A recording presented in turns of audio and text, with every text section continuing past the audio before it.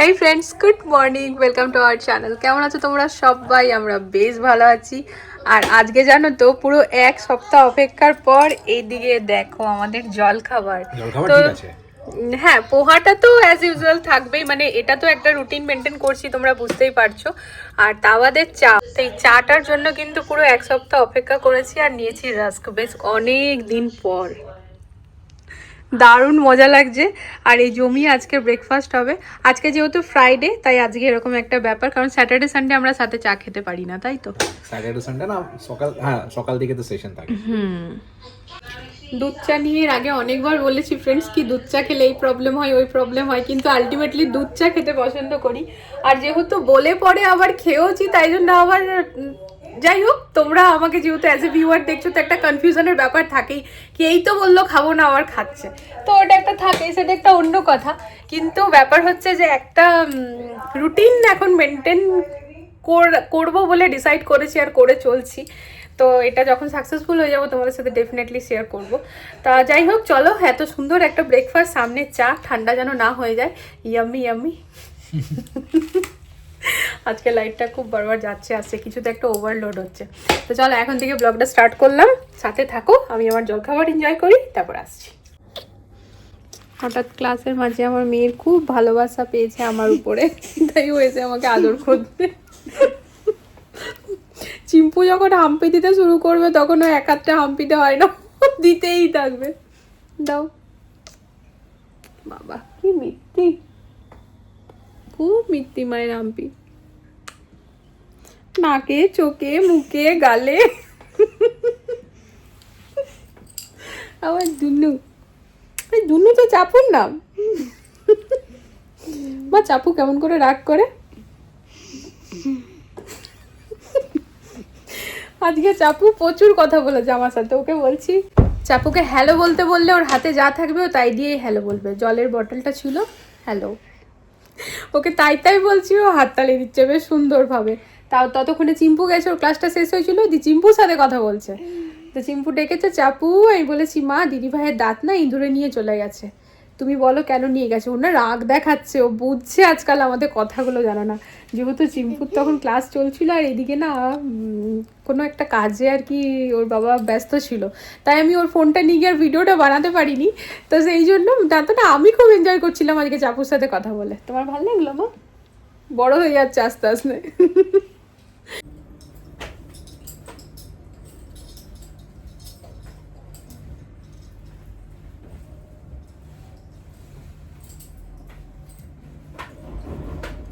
এখন ড্যাডকে উঠাবে না, হ্যাঁ? ড্যাড ঘুমাচ্ছে, ঘুমাক, সারা রাত ড্যাড কালকে কাজ করেছে। তোমার কিছু বলার হলে আমাকে বলবে, হ্যাঁ? স্নান তো আমি করাবো।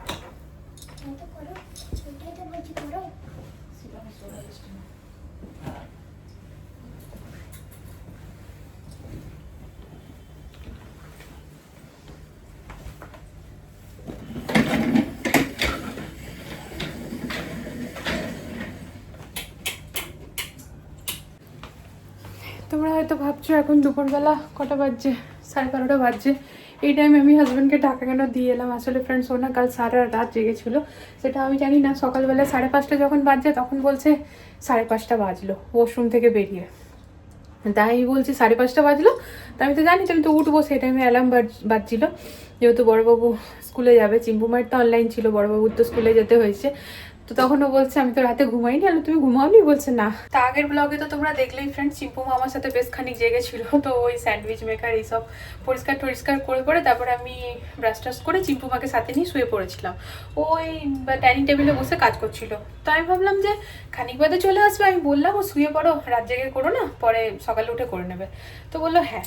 দিয়ে ওই যে ওর না, মানে আমার হাজব্যান্ডের ফ্রেন্ডস রাত্রেবেলায় কাজ ওর সুবিধা হয়, মানে কোনো ডিস্টার্বেন্স হয় না, কেউ কথা বলছে না, কিছু না, একদম সাইলেন্টলি নিজের মতো করতে পারে। আর আগেও অনেকবার এরকমই করেছে, যখন প্রচুর কিছু কাজ থাকে আর যেটা একদম ডিস্টার্বেন্স না হওয়ার মহলে করতে চাইছে, তো তখন ও রাত জেগে দেয় আর কি।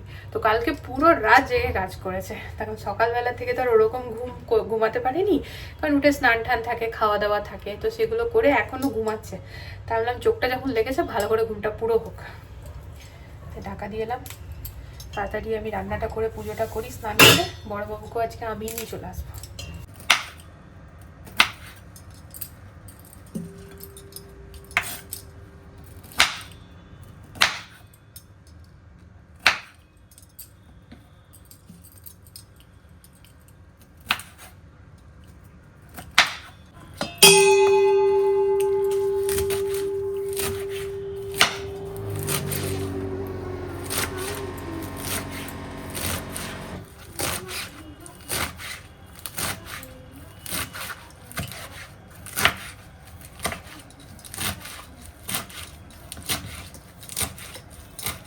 এখানে মেথি শাক বেগুন দিয়ে ভাজলাম, জাস্ট একটা আলু পেঁয়াজ দিয়ে একটা লঙ্কা দিয়ে, কাঁচা লঙ্কা।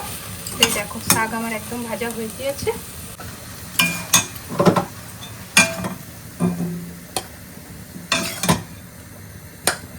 কড়াইয়ের মধ্যে একটু তেল দিয়েছিলাম, সেই যে একটা পেঁয়াজ ভেজে নিচ্ছি।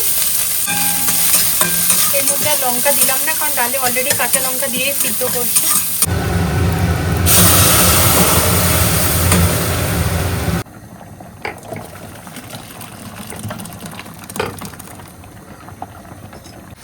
কড়াইয়ের মধ্যে দেখো একেবারে 1 চামচ তেল দিয়ে নিয়েছি। এই ব্রোকলিগুলোকে কাটার পর না আমি ওই কেটলিতে গরম জল করে আর গরম জল ঢেলে রেখে দিয়েছিলাম, তো একটুখানি নরম নরম হয়ে গেছে আর কি, কারণ ব্রোকলি সিদ্ধ হতে একটু সময় লাগে। এবার এটার মধ্যে দিয়ে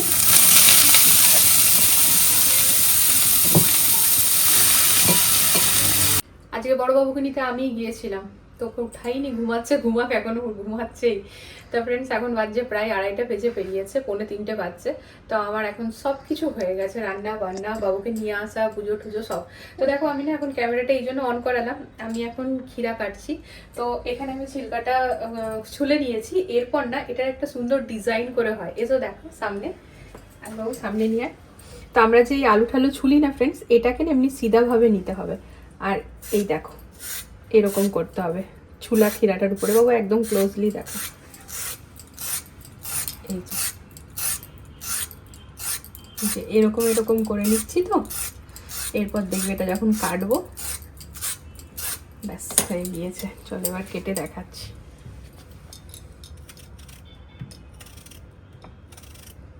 একটু উঠিয়ে দেখো, এই দেখো, দেখেছো একটা ডিজাইন হয়ে গেছে। দাঁড়াও রেখে সামনে থেকে দেখাচ্ছি।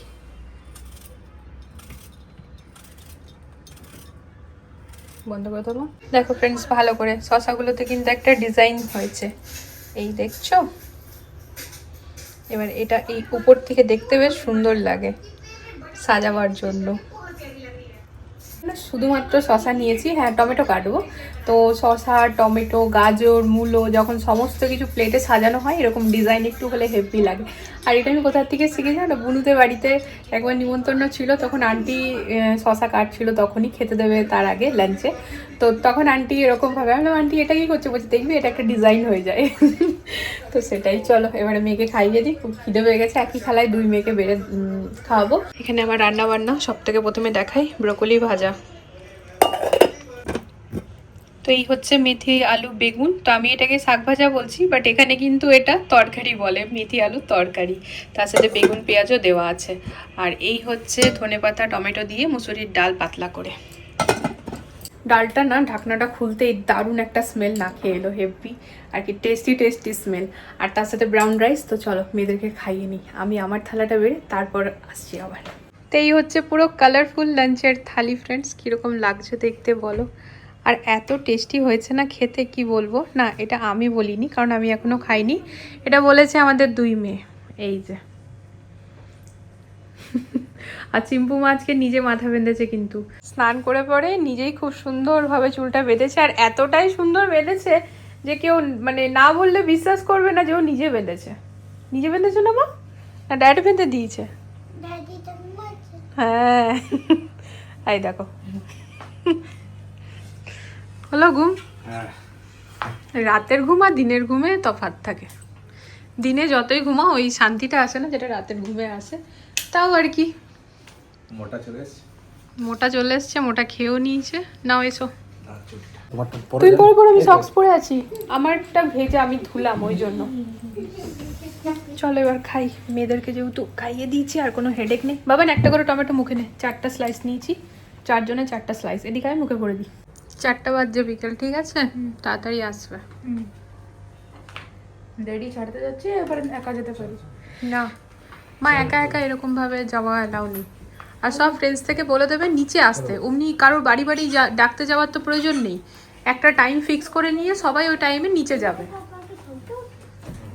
তুমি এখন কোথায় যাচ্ছ? ঠিক আছে, লাগাও গেটটা বেটা। সক্স পরোনি চম্পক? কিছুতেই মনে থাকে না, দেখো কেমন। লাইটগুলো বন্ধ করি, এখন আননেসেসারি লাইট এখানে প্রয়োজন নেই ফ্রেন্ডস। বিকেল 4টা বাজছে, আমার হাতে 1 ঘন্টা সময় আছে, আমি একটু নিজের মতো থাকতে পারবো, মানে যে টাইমে আমার কোনো পিছুটান থাকবে না। এখানে না আমার নিজের কাজ না আমার ঘরের কাজ, কোনোটাই নেই ফ্রেন্ডস, সবগুলো হয়ে গিয়েছে। এখন সমস্ত লাইট অফ করি, যতটা বিজলি বাঁচানো যায়, তাই তো। তা এই দেখো আমার ওই রামফল, কালকে অর্ধেকটা খেয়েছিলাম, আজকের এই অর্ধেকটা রইলো, এখন খাবো। কাপড় জামা কিন্তু একবার তুলে এলাম। দেখো এই দুপুরবেলা রান্না করতে করতে মোটামুটি 1:30 নাগাদ কাপড়গুলো মেলেছিলাম, তাতেই শুকিয়ে গিয়েছে।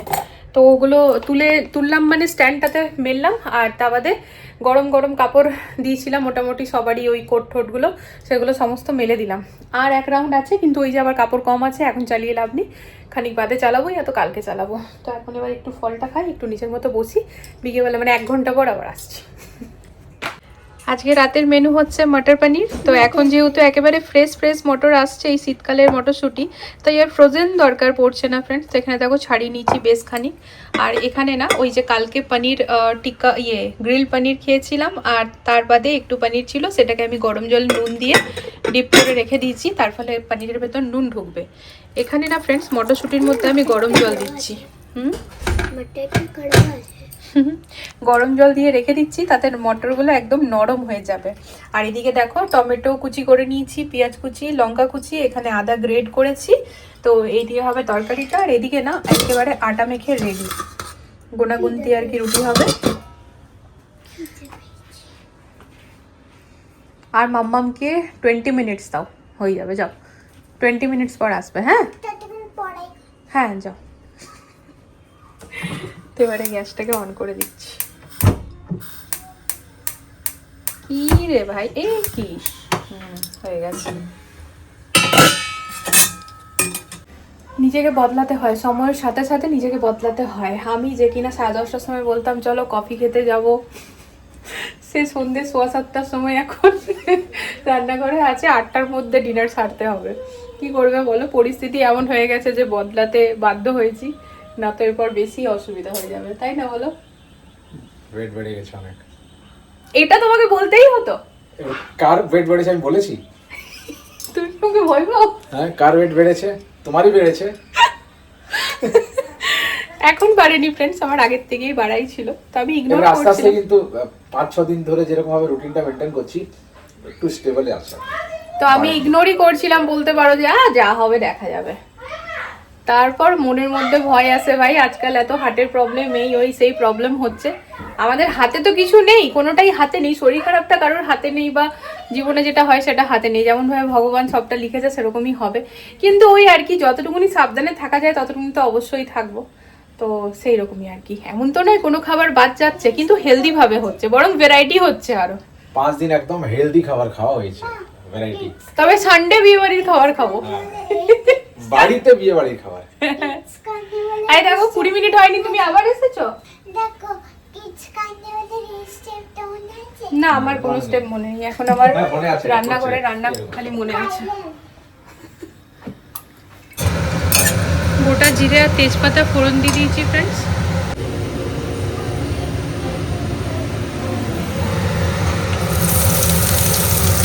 পেঁয়াজ, আদা আর লঙ্কা ভাজা হয়ে গেছে ফ্রেন্ডস, এখানে টমেটো কুচি দিয়ে দিলাম। দেখো কম তেলে রান্না করতে গেলে না এখানেই দাঁড়িয়ে থাকতে হবে, আর গ্যাসটাকে একেবারে কম করে রান্না করতে হবে। কম তেলে গ্যাস বাড়িয়ে মশলা কষানো যাবে না, মশলাটাতে লেগে যাবে। এরপর এর মধ্যে গরম জল দিয়ে দিয়ে আমি কষাবো। তাই এখানে আমার মটর পনির একদম রেডি ফ্রেন্ডস। তোমরা দেখে আশা করি বুঝতেই পারছো, এর মধ্যে কিন্তু একদম তেল নেই, তবে খেতে যা টেস্টি হয়েছে না, যে কি বলবো তোমাদেরকে, মানে নুনটা টেস্ট করলাম তো একদম সমস্ত কিছু পারফেক্ট। এবার গ্যাসটাকে বন্ধ করে দিই।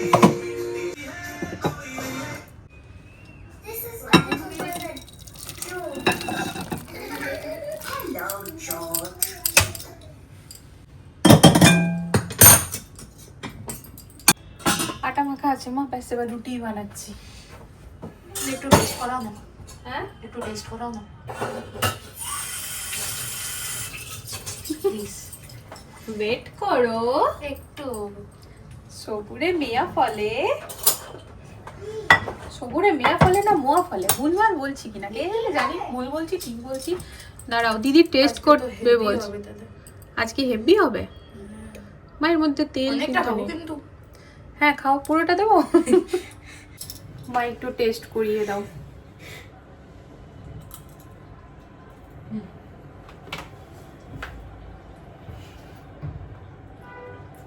ওর বাবার মতো।